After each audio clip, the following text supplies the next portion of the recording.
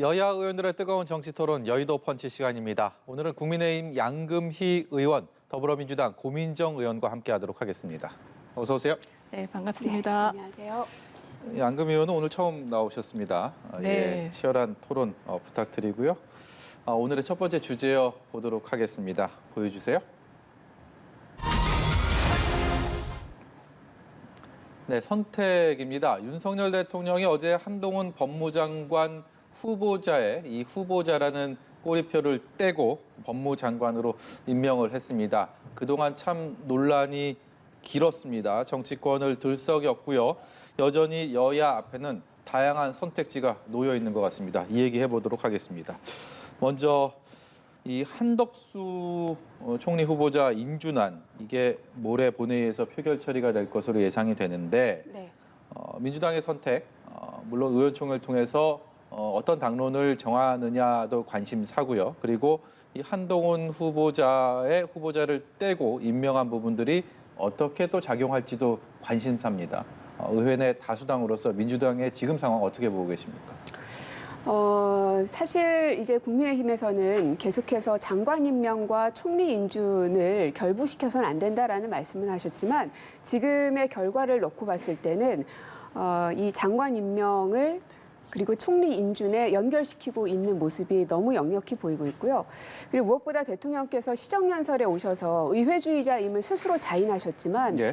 지켜지지 않고 있는 이제 거짓말 정치를 하고 있다라고 보여집니다.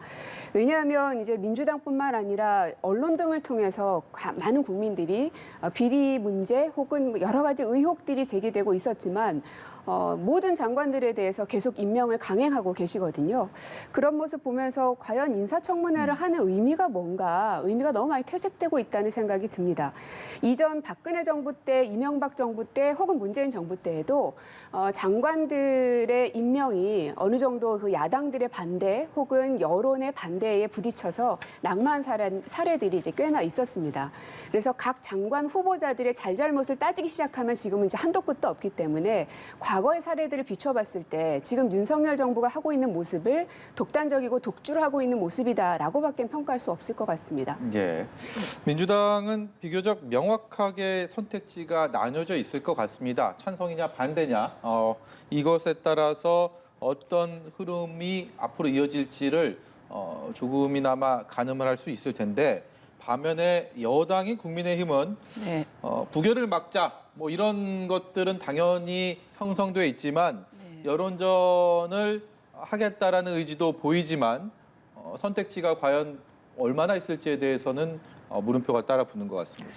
예, 사실 저희 그 한덕수 총리 인준에 관해서는요, 우리가 국회 내에서는 워낙 소수당이다 보니까 민주당에게 계속 업소를 하고 있었고요. 네. 꼭 이 총리 인준을 도와달라고 저희가 여러 번 청하고 있었고 또 더군다나 저희 국회의장님께도 직권 상정을 꼭 부탁드린다라는 말씀을 계속 해가오고 있습니다.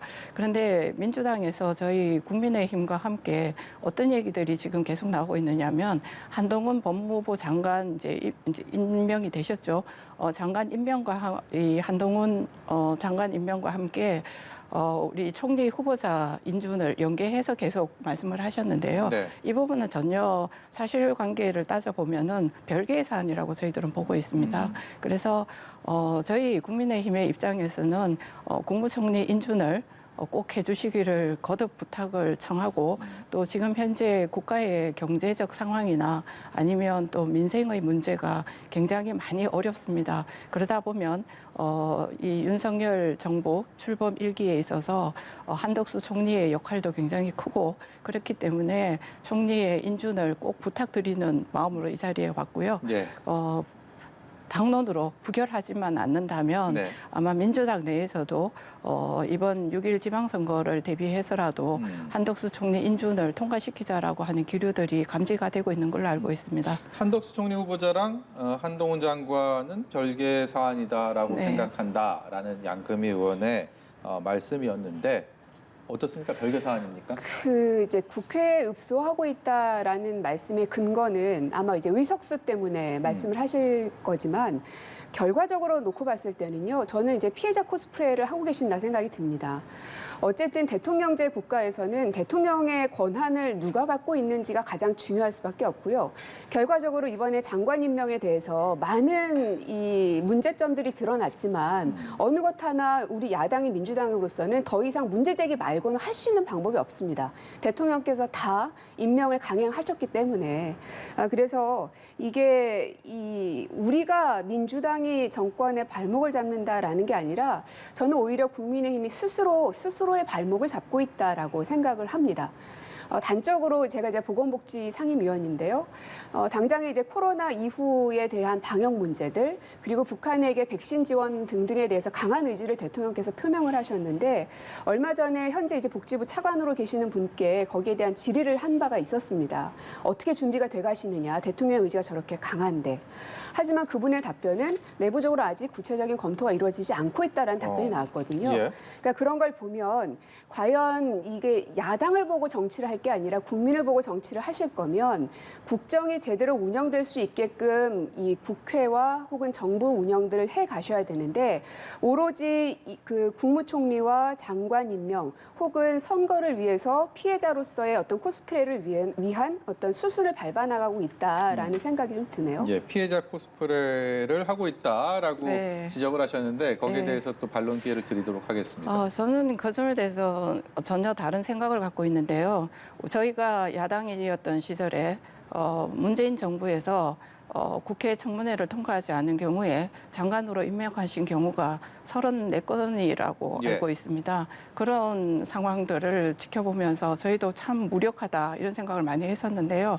이번에 민주당에서 그 부분에 대해서 지금 이의를 제기하고 있는 장관의 특히 법무부 장관에 대해서 특히 그런 부분을 많이 제의를 하고 있는데 법무부 장관 같은 경우는 청문회가 끝나고 오히려 국민 지지율이 여론조사를 했을 때 더 높아졌거든요. 예. 더 적합도가 더 높다고 국민들께서 인정을 하셨어요. 그리고 이번에 장관 취임식을 할 때 그 취임식이 유튜브로 방송이 됐었는데요. 그 누적 조회수가 100만을 넘어갔습니다. 다시 말해서 이렇게 국민들께서 한 장관의 임명식에 관심을 이렇게 갖는 경우가 이제까지 없었다고 저는 알고 있거든요. 그런 점을 봤을 때 한동훈 법무부 장관의 임명이 피해자 코스프레를 하고 있느냐 그렇게 이야기할 문제는 아닌 것 같습니다. 네. 그리고 이 지점에서 제가 꼭 드리고 싶은 얘기 중에 하나가 뭐냐면 한동훈 장관이 취임식을 할 때 했던 얘기에 우리는 주목을 해봐야 된다고 생각합니다. 한동훈 장관께서 취임식을 할 때 어떤 말씀을 하셨느냐 하면 검찰의 목적은 국민들을 범죄로부터 보호하는 데 그 목적이 있다고 분명히 밝혔고요. 그리고 진정한 검찰 개혁은 강한 사회적 강자로부터 이 엄정한 수사를 할 수 있는 시스템을 만드는 데 있다라는 말씀도 동시에 하셨습니다. 예. 그렇다면 이보다 더 적합한 장관 후보자가 있을까? 저는 그렇게 생각하고 있습니다. 예. 그 이제 한동훈 후보자의 인사청문회에 대해서 100만 뷰의 누적 조회수가 있었다라고 말씀하셨지만 그렇게 따지면 제가 인청에서 정호영 장관에게 질타했던 그것 또한 제가 아까 보니까 한 116만 정도 됐더라고요. 그렇습니까? 그래서 그런 건 별로 큰 의미가 없는 것이고요.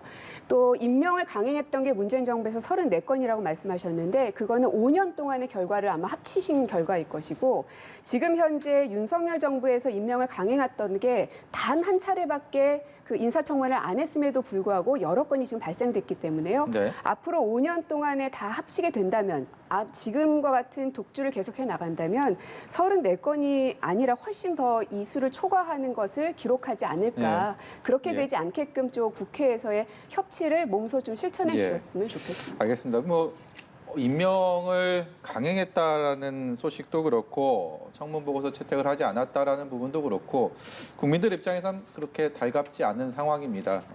이게 임기 내 5년 동안 얼마나 벌어질지 아니면 지금 첫 단추부터 이런데 앞으로 또 얼마나 이런 것들이 반복될지 되풀이될지 이런 부분에 대해서 여야가 좀 그야말로 좀 손을 잡고 이 부분에 대해 국민들을 먼저 생각하는 마음으로 해주셨으면 하는 바람을 지금 말씀 나온 김에 해보고요. 그리고 고민정 의원께서 보건복지위원으로 계시기 때문에 또 한 명의 핵심 인물입니다. 정호영 후보자 같은 경우는 어제 임명장을 받는 대상에서는 일단은 제외됐고 아직 그렇다고 뭐 사퇴를 하거나 그런 움직임도 없는 상황입니다. 결론이 안 난 상황에서 과연 앞으로 또 이것은 어떻게 풀어가야 될지에 대한 부분들이 숙제로 남아있는 상황인데요. 어떻게 보고 계십니까? 지금 국민의힘의 현역이든 혹은 이제 원외 인사들이든 그 진영에 있는 많은 분들께서 정호영 후보자의 부적합성에 대해서 공통되게 말씀을 하고 계십니다. 그럼에도 불구하고 지금 의혹이 나온 지는 한 달이 훨씬 넘었고요. 4월 13일에 의혹이 첫 나왔습니다.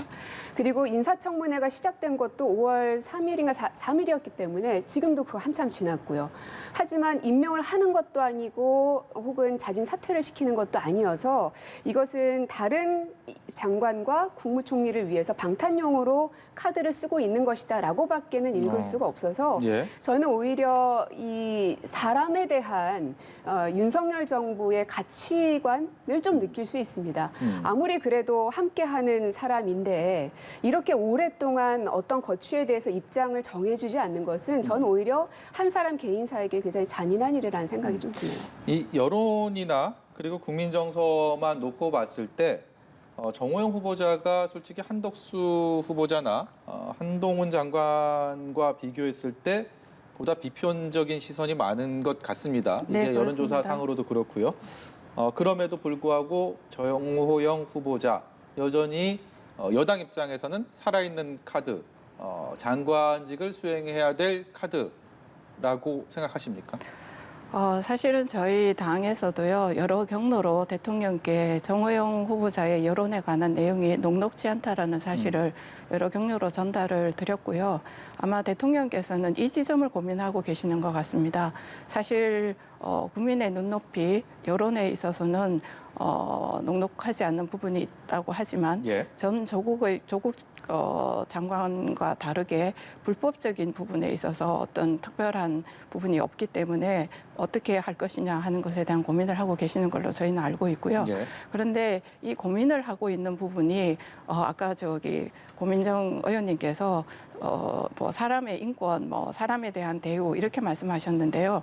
저는 그거와 더 반대되는 생각을 갖고 있습니다. 본인이 후보자로 추천한 사람이기 때문에 충분히 생각하고 고민하고 그 일을 결정하시기 위한 지금의 고심의 시간이라고 바라보고 있기 때문에 산 사람에 대한 배려, 사랑 이런 부분에 대해서는 저는 추호도 의심하지 않습니다.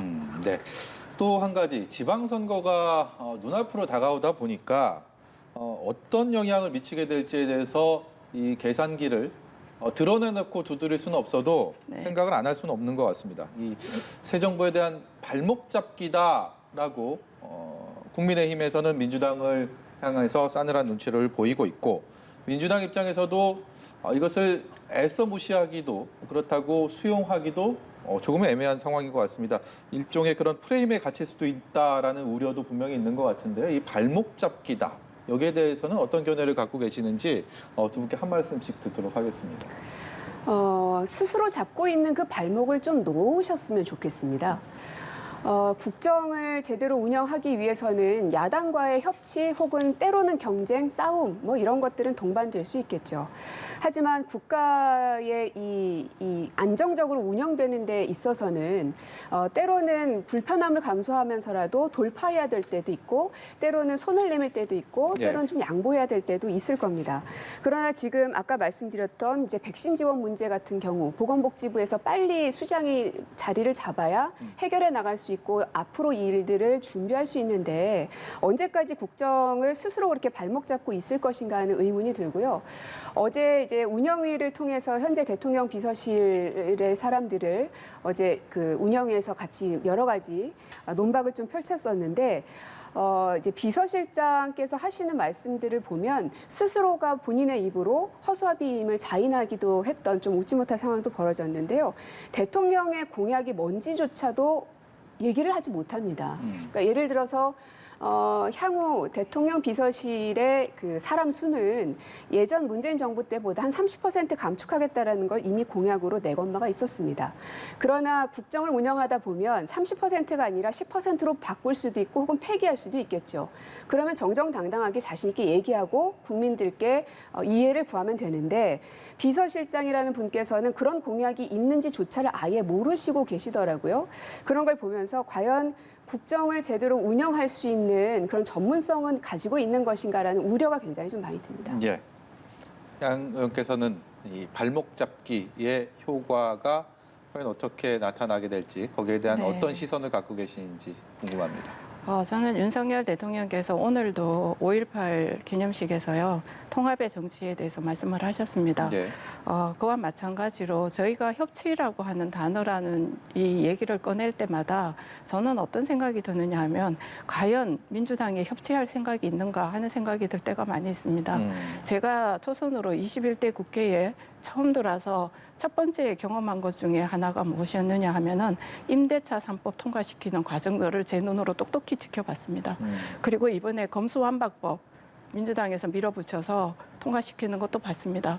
선거법도 물론 야당이 있음에도 불구하고 민주당에서 밀어붙였습니다. 예. 이렇게 많은 법들을 민주당에서는 국민의힘이라고 하는 저희와 협의 과정을 무시하고 바로 통과시키는 이러한 일들이 21대 국회에서 굉장히 많이 벌어졌던 것이 사실입니다.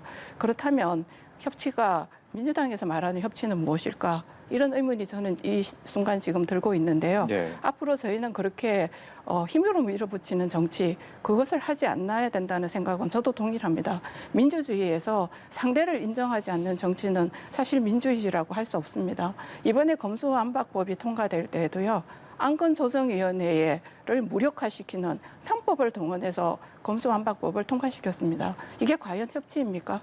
그런 부분에 대해서도 저는 굉장히 유감스럽게 생각을 하고요. 앞으로 저희가 여당으로서 민주당과 함께 하나씩 안건을 놓고 토의해 나가고 논의해 가면서 서로가 조금씩 양보하는 그러한 정치를 보여줌으로 인해서 국민들께서 원하시는 거는 사실 저희들끼리 싸우는 모습보다는 서로 도와가면서 뭔가 경쟁하고 선의의 어떤 모습을 보여주기를 기대한다고 생각하고 그런 모습을 보여드리지 못하는 부분에 대해서는 정말 진심으로 죄송하게 생각합니다. 네. 사실 이제 오늘 의원님도 그렇고 저도 그렇고 5.18 민주묘역에 다녀왔습니다. 그래서 헐레벌떡 이 자리에 오긴 했는데요. 말씀하신 것처럼 그 자리에서 대통령께서는 통합의 정치를 말씀하셨습니다. 그런데 그것과 더불어서 사실은 선행되어야 될 말씀은 5.18 역사에 대한 국민의힘의 입장을 명확하게 하셨어야 됩니다. 무엇이든지 이 반성이 선행되지 않고서는 그 진심에 대해서 국민들이 혹은 일반 사람들 간의 사이에서도 의심할 수밖에 없는 거거든요. 진정성에 대해서. 그러나 오늘 대통령께서 하신 말씀은 경제 번영에 대해서만 말씀을 하셨지요. 과연 5.18 광주 시민들 그것도 민주묘역에서 그것이 과연 적정한 얘기였을까? 여러 차례 직접 그 글을 다 수정해 가면서까지 공을 많이 들이셨다고 기사를 통해서 봤는데 광주 시민들에 대한 그리고 5.18에 대한 윤석열 대통령의 어떤 생각을 읽을 수 있었던 연설이었던 것 같습니다. 예. 두 번째 주제로 넘어가도록 하겠습니다. 두 번째 주제요. 보여주십시오.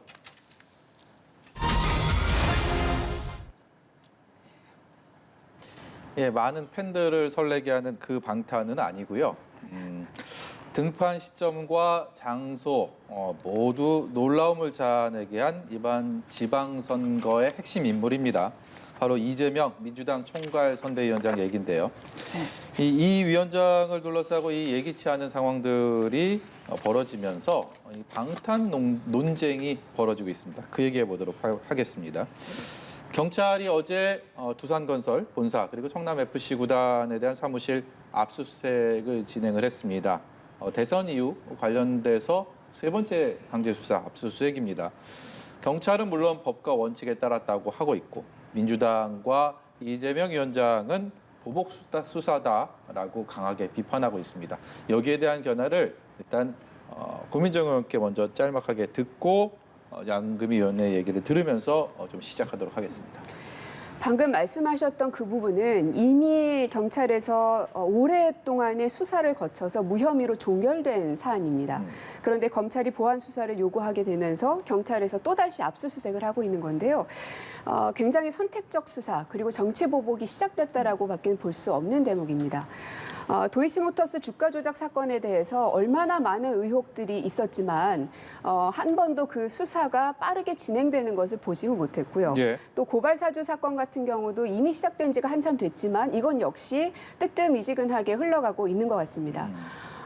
물론 이게 오해를 받지 않기 위해서라도 이 모든 사안들을 좀 형평성 있게 가려는 노력이라도 해야 할 텐데 그런 노력조차 보이지 않는 것 같아서 정권 초에 가질 수 있을 법한 어떤 무소불위의 권력에 대해서 너무 나이브하게 생각하고 계신 건 아닌가라는 우려마저 좀 듭니다. 예, 이 주제어를 방탄이라고 잡은 이유가 국민의힘은 처음부터 이재명 전 지사의 이번 보궐선거 출마를 방탄용이다라고 네. 규정을 했기 때문입니다. 그리고 지금도 그 공세는 이어지고 있는데 일단 근거가 있는 주장입니까?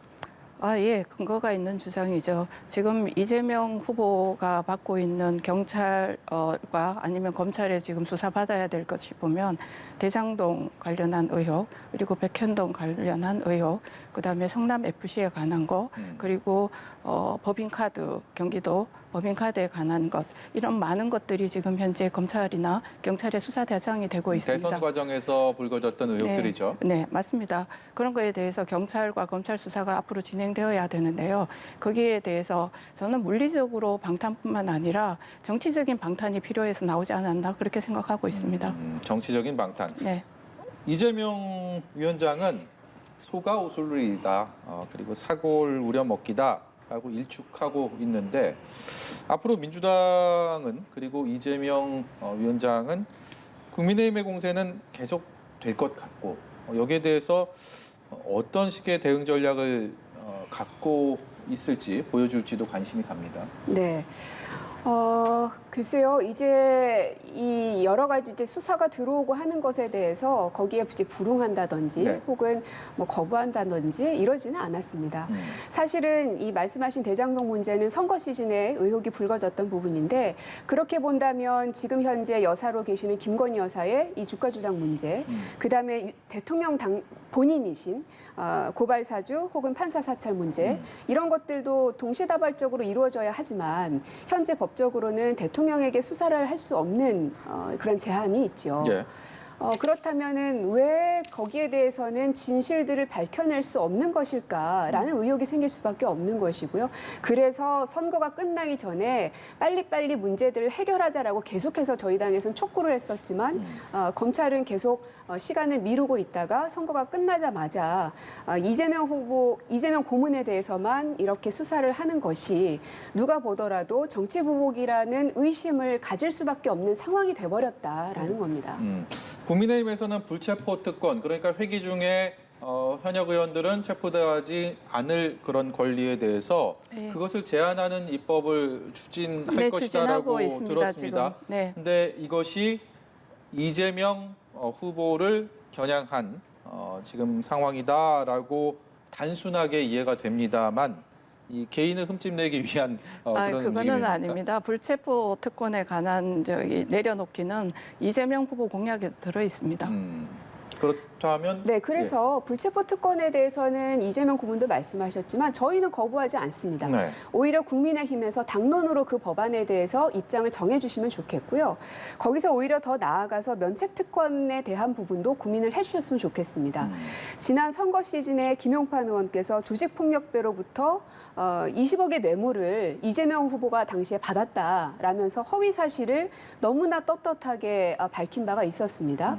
이런 것들을 방지하기 위해서라도 면책 특권 뒤에 숨는 이 국회의원 더 이상 안 된다라는 국민의 여론도 있으니 네. 불체포 특권 말할 것도 없이 면책 특권까지도 같이 논하자. 그리고 먼저 제안하셨으니 먼저 당론으로 정하시고 그리고 한 가지 당부드리고 싶은 것은 사실 지난 이제 검찰개혁 관련해서는 원내대표 간에 그리고 의총을 통해서 이미 총의를 다 구했음에도 불구하고 그것을 파기하셨거든요.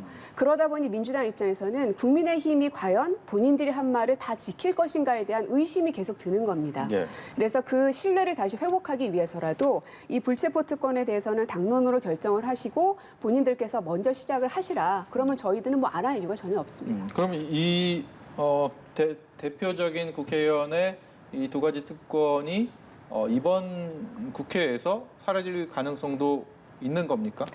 저는 그 점에 대해서 국회의원의 특권 내려놓기에 대해서는 저도 동의를 합니다. 그리고 불체포 특권에 관한 내용은 사실은 이게 처음에 만들어질 때부터요.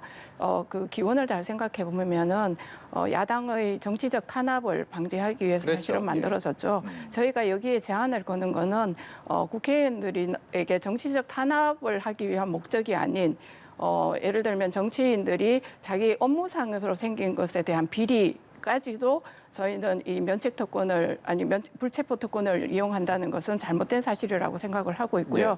그래서 그 부분에 대한 제한을 두려고 하는 거고, 그다음 정치인들이 정치 활동을 하는 데 있어서 필요로 하는 여러 가지 특권이 필요한데 그 중에 하나가 면책 특권이기도 합니다. 국회 이번에 윤호중 비대위원장 상임 비대위원장님이시죠, 민주당에서 대통령 관련해서 말씀을 하실 때 출퇴근 시간 네. 이번에 NSC 소집했을 때 그 대통령 직무실에 있지 않았다 이런 가짜 뉴스를 말씀을 하셨어요. 이런 부분도 역시 마찬가지로 그렇게 되면 면책 특권이 없으면 그것도 문제가 될 수 있는 여지가 있다고 저는 생각합니다. 그래서 이런 부분에 대해서 저희는 신중하게 이 부분에 대해서 면밀하게 검토를 해야 된다고 생각하고요. 그리고 불체포 특권을 없애는 것보다 저희 당에서는 제한하자 이렇게 지금 법안을 준비하고 있습니다. 제안을 한다 하면 또 각각의 상황에 대해서 어떤 또 조건들이 또 수반되는지 네. 또 그 해석하고 그것을 또 정치적으로 어떻게 따지느냐에 따라서 너무 많은 변수가 있지 않을까요? 거기에서 이제 저희가 발의하는 내용을 들여다보면은요, 48시간 이내에 이 부분을 처리하지 않으면 불체포 특권에 대해서 이 국회가 동의하는 걸로 되어 있습니다. 예, 그렇기 때문에 그렇게 아마 지금 앵커님께서 걱정하시는 그런 부분은 아닙니다. 민주당에서도 이 부분에 대해서 국민의힘 중심으로 진행이 된다면 충분히 협의를 할 수 있는 부분이다라고 이해해도 되겠습니까? 네, 그렇습니다. 이재명 고문도 그렇게 말씀하신 바 있고 저희 의원들도 아마 대부분 같은 생각을 갖고 있다는 생각이 들고요.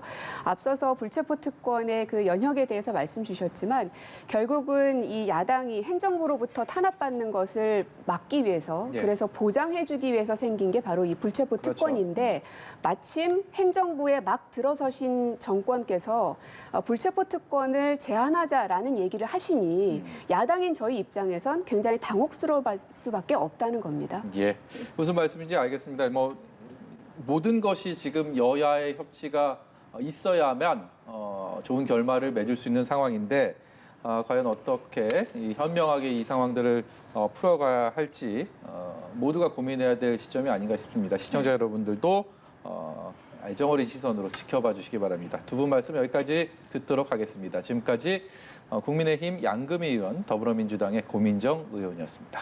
고맙습니다. 예, 감사합니다. 감사합니다.